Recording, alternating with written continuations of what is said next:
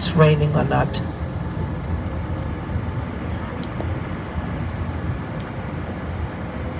So I was asked what happened to the Habsburgs after the monarchy ended. So remember I told you that the monarchy ended in 1918.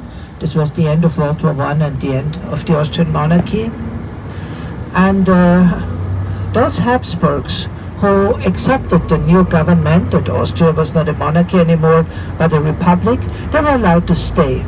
But of course a former emperor cannot accept that Austria is not a monarchy anymore, and so the last emperor and his wife Sita and the children were forced to leave the country, to go to exile.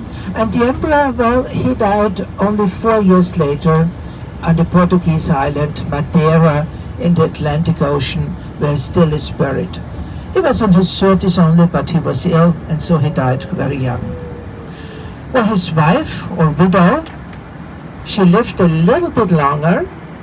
She was a widow for 68 years, and she never ever accepted that Austria was not a monarchy anymore, and therefore she was not allowed to come back to Austria.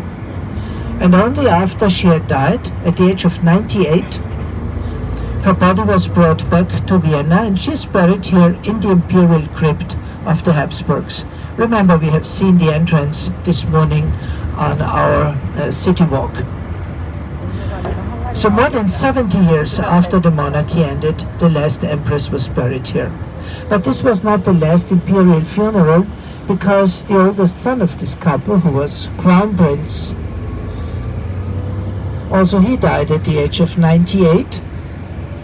This was in 2011.